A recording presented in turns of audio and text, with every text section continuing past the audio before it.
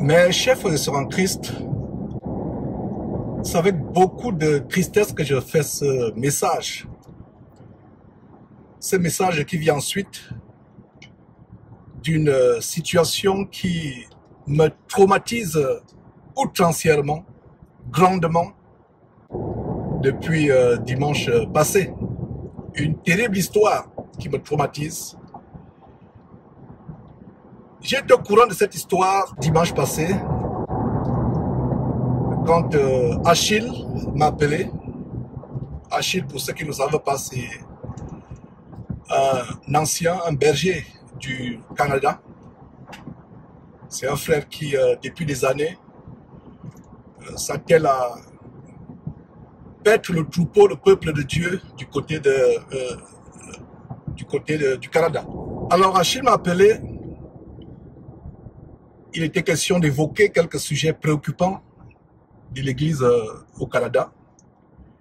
Et l'un des sujets de préoccupation, c'était au sujet d'une sœur en Christ. Je tais son nom pour ne pas l'affliger, parce qu'elle est déjà affligée par cette histoire que vous allez entendre. Donc cette sœur avec qui Achille prie au Canada et d'autres frères et sœurs a partagé un sujet de préoccupation avec Achille. Son sujet de préoccupation était le suivant.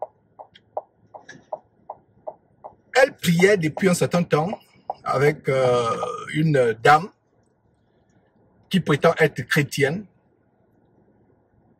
Et cette dame qui prétend être chrétienne lui a fait une confidence. Cette dame a dit à notre sœur en Christ qui prie avec Achille que depuis des années, son mari sodomise leurs enfants. C'est-à-dire que son mari abuse sexuellement de leurs enfants depuis des années. C'est-à-dire les sodomise depuis des années. Il avait commencé avec l'aîné. Il a commencé avec le deuxième, le troisième, jusqu'au tout petit, le dernier.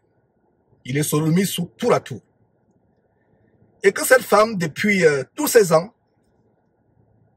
tolère cela, supporte cela, tout simplement au motif qu'elle ne voudrait pas perdre son mari, mettre fin à son mariage.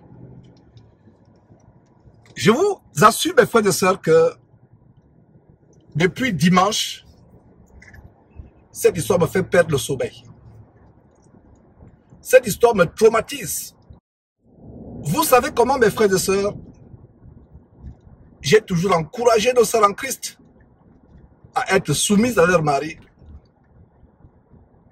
à leur être obéissantes, à prier pour eux, même s'ils sont méchants, à être patientes, à supporter.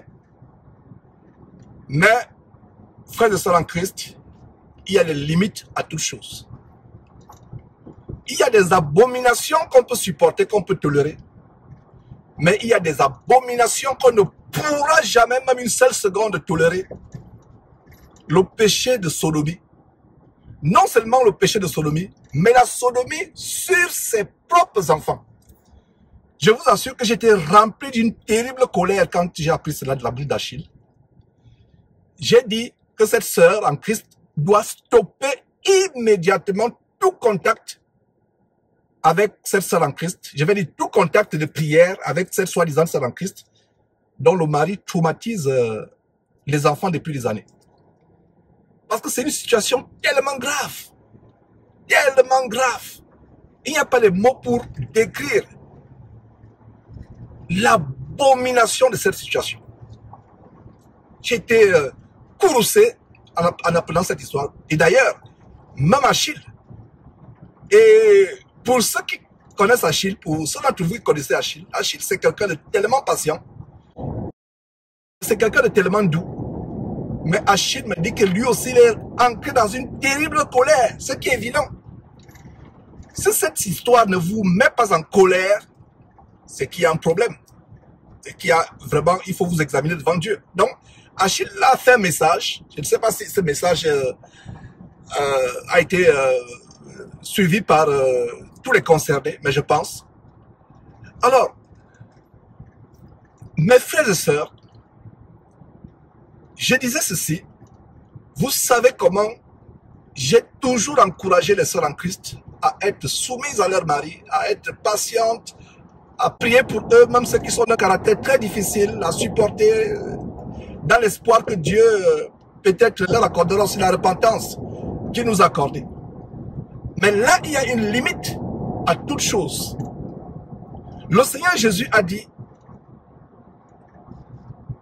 malheur à ceux qui scandaliseraient un des petits-enfants. Qui scandaliserait un des petits-enfants. Il aurait fallu pour cette personne de ne pas naître. Cette personne mérite d'avoir une cloche en acier attachée à son cou et jetée au fond de la mer. Scandaliser les petits-enfants, non seulement par la violence, la brutalité, les corriger au-delà de ce qui est nécessaire, les torturer par exemple. Et là, il ne s'agit pas d'une simple torture. Là, il s'agit d'une torture à caractère incestueuse, une torture à caractère sodomique, une torture à caractère bestial des propres enfants. Et cette sœur en Christ qui dit qu'elle tolère cela, qu'elle accepte cela, qu'elle est au courant de cela, pendant des années, parce qu'elle ne veut pas perdre son mariage. Nous ne sommes pas de ceux qui conseillent les uns et les autres à divorcer. Je ne conseillerai jamais quelqu'un à divorcer, parce que la Bible nous dit de ne pas mettre fin à un mariage. Il y a des conditions par lesquelles on peut mettre fin à un mariage si, par exemple, on manque de pardon, on manque de pardonner, on ne pardonne pas à la personne qui vous a fait du tort. Il y a des circonstances où vous pouvez mettre fin au mariage, comme en cas d'infidélité. Et ça, c'est non seulement une infidélité, c'est un adultère incestueux. Donc, il y a plusieurs péchés qui sont ici. Il y a l'infidélité, il y a l'adultère, il y a la sodomie, il y a l'inceste, et il y a aussi la complicité de cette soi-disant sœur en Christ. La complicité de cette soi-disant sœur en Christ. C'est une complicité coupable.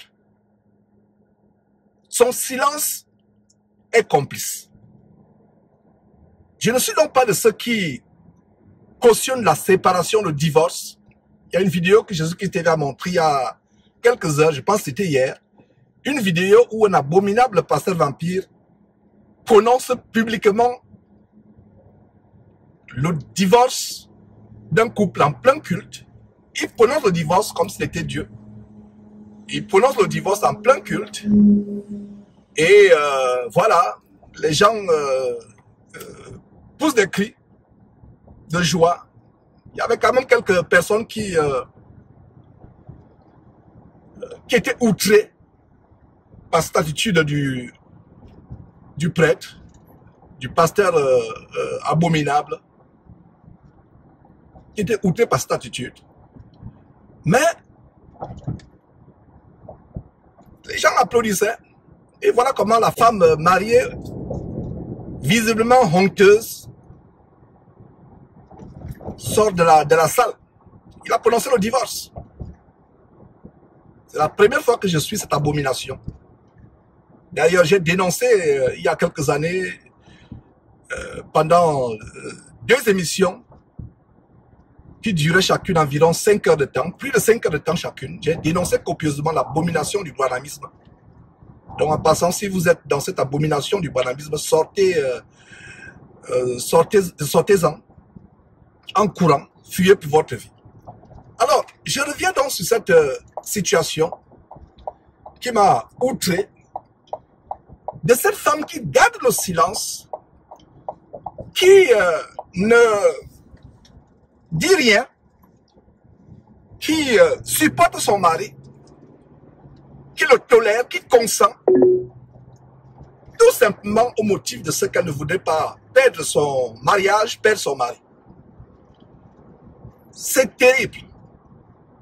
Je lance un appel à cette femme et je ne sais pas si la sœur en Christ qui a exposé cette triste et terrible et honteuse histoire à Achille, j'espère que cette sœur pourra faire parvenir ce message, ce présent message à cette femme qui est autant coupable que son mari. Devant la justice des hommes, cette femme serait coupable de complicité silencieuse. Elle serait coupable de non-assistance à personne en danger. Non-assistance à personne en danger. Il s'agit de plusieurs personnes, des personnes qui sont ses propres enfants qu'elle a portés dans le ventre. Elle a un devoir légal, un devoir juridique, moral, légal et même divin de protéger ses enfants. Je lui lance un message, ainsi qu'à toute femme qui pourrait être dans la même situation. Donc si toi, sœur en Christ, qui se trouve dans une situation telle que ton mari, incroyant, abuse sexuellement des enfants, ou les torture, inflige des sévices, c'est normal de corriger les enfants, c'est normal de les fesser.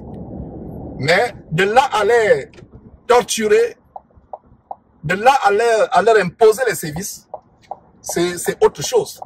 Nous ne cautionnons pas cela. Donc si toi, sœur en Christ, qui écoute ce message, et je dis encore que ce message doit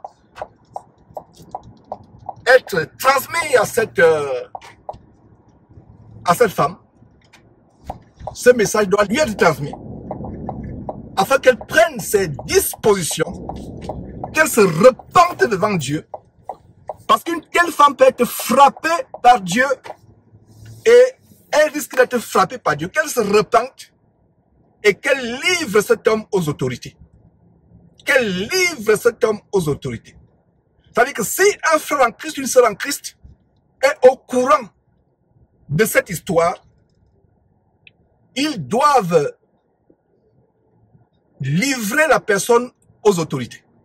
C'est un devoir de livrer cette personne aux autorités. Nous devons ôter le méchant du milieu de nous. Cette femme veut garder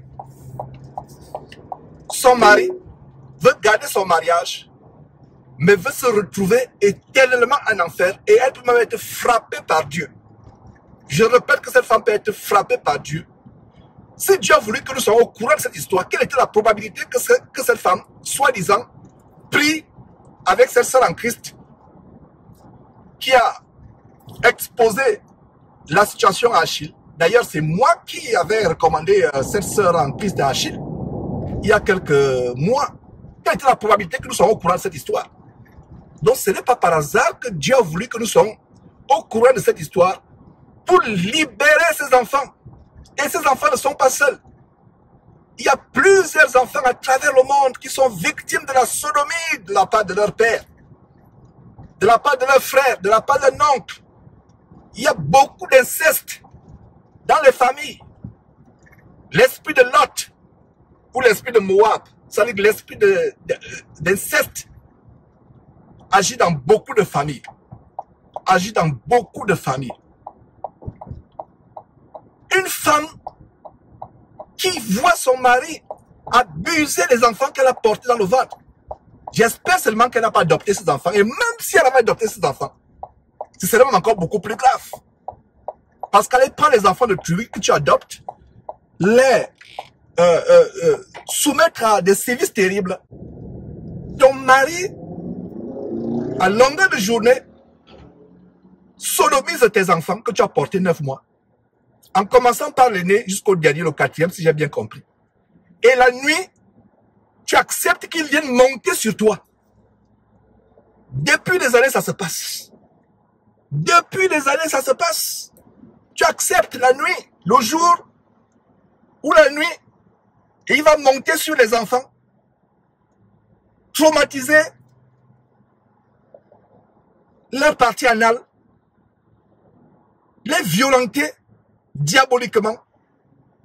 Et ce mari vient monter sur toi, tu lui offres ton intimité. Il faut avoir un esprit animal. Les mêmes choses que j'ai recommandées à Achille, c'est ce qu'elle dit publiquement, et Achille a été d'accord avec moi. Que cette femme a le devoir de livrer son mari aux autorités s'il ne se repent pas et s'il ne prend pas la résolution de mettre fin à cette bestialité. La femme, cette femme et toutes les sœurs en Christ, parce que beaucoup de sœurs en Christ, si j'ai eu à cœur, inspiré par Dieu, je crois, de faire ce message, parce que cette femme n'est pas la seule. Et peut-être toi qui suivras ce message, tu te reconnaîtras dans cette histoire. Tu as toléré que ton mari abuse de tes enfants, de tes petites sœurs, de tes petits frères, de tes neveux, de tes nièces, de tous les enfants qui viennent passer le temps dans la maison, y compris aussi des parents qui cautionnent que leurs propres enfants commettent l'inceste dans la famille. Vous avez un neveu, un petit frère, un enfant qui commet l'inceste dans la famille, vous devez le dénoncer pour qu'il se repente. Dans les temps anciens, dans la Bible, de telles personnes devaient être exposées à la mort. Ça, c'est dans la Bible. Et la tradition biblique était même suivie par les traditions des peuples animistes, comme là d'où je viens, d'où je suis originaire au Cameroun. Les actes d'inceste, d'homosexualité étaient punis de mort. On amenait quelqu'un, la personne en brousse, on l'attachait à un arbre, on la laissait là-bas en brousse, et elle mourait. Aujourd'hui, nous, en tant que chrétiens, nous ne cautionnons pas la mort de qui que ce soit. Je ne pourrais jamais vous conseiller de tuer un sodomite, un homosexuel ou un incestueux. Non. Mais, si ces gens ne se repentent pas, pour protéger les enfants, nous les livrons à la police. Nous les exposons au foudre de la justice humaine avant de les exposer au foudre plus terrifiante de la justice de Dieu au cas où ils ne se repentent pas. La repentance est ouverte à tout le monde. Tout le monde. Même le plus abominable pécheur sur terre, le plus abominable sodomite, s'il se repent, il lui sera pardonné. Mais s'il ne se repent pas, pour protéger les enfants, la sœur en Christ, ou la femme chrétienne, ou toute femme d'ailleurs, chrétienne ou pas chrétienne, a le devoir de protéger ses enfants de l'abus d'un mari tortionnaire, d'un mari violent, d'un mari incestueux, d'un mari violeur. C'est le devoir. Si vous ne le faites pas, vous êtes coupable 1000 fois plus que le mari. Et c'est pareil. Si vous êtes un mari et vous avez aussi une femme qui abuse des enfants, ce n'est pas seulement les maris qui peuvent abuser. C'est vrai que c'est plus le côté des hommes, mais il y a aussi des femmes perverses, possédées par des démons, chargées de péché, qui seraient embellées à commettre l'inceste avec les enfants. Si vous connaissez une telle femme, ou elle est votre épouse, elle ne veut pas se repentir, vous la livrez à la justice. Beaucoup seraient surpris par ce message que je suis en train de donner, mais c'est un message un peu de sagesse. Nous devons ôter le méchant du milieu de nous, ôter l'infamie, l'abomination du milieu de nous, enlever toute lèpre du milieu de nous. Ça, c'est une véritable lèpre dans cette maison. Et non seulement dans cette maison, dans la maison de quelques-uns parmi vous qui allez suivre ce message. Il y a cette lèpre. Il faut enlever cette lèpre. Cette lèpre s'enlève par la repentance. l'abandon du péché. Maintenant, s'il n'y a pas de repentance de la part du bourreau, qu'est-ce qu'on fait? On livre la personne à la justice humaine pour protéger les enfants. Je conclue en disant ceci. C'est celle en Christ qui a porté cette histoire macabre aux oreilles d'Achille et à mes oreilles. Et ce n'est pas un hasard. Il n'y a pas de hasard avec Dieu. Je rappelle encore que c'est moi qui ai recommandé cette sœur. Elle voulait une assemblée ou prier. C'est moi qui l'ai recommandé. Et je comprends aujourd'hui que Dieu a voulu qu'elle soit le canal par lequel des enfants victimes de la sodomie incestueuse pourraient être délivrés. Et non seulement cela, il y a des esprits qui possèdent ces enfants. Parce qu'un enfant qui est sodomisé, violé, surtout par la partie anale, ou même pas la partie normale, si il s'agit par exemple d'une fille, au moment du viol, des esprits entrent en ces enfants. Ces enfants sont possédés toute la vie, traumatisés, et sont victimes aux déviations démoniaques telles que ils deviennent transgenres, homosexuels eux-mêmes, violeurs eux-mêmes, bandits, prostituées, etc., etc. Donc, la sœur en Christ qui a porté cette histoire aux oreilles d'Achille doit envoyer ce message à cette sœur, qu'elle se repente et qu'elle coupe immédiatement, je crois qu'elle a déjà fait, qu'elle coupe immédiatement tout contact avec une telle femme, au cas où elle ne se repent pas. Mais si elle se repent et qu'elle livre son mari non repentant à la justice, les bras seront ouverts. Nos bras seront ouverts, elle pourra me contacter pour que nous prions pour elle. Une prière de restauration. Voilà le message, mes frères et sœurs, que Dieu vous bénisse au nom de Jésus-Christ.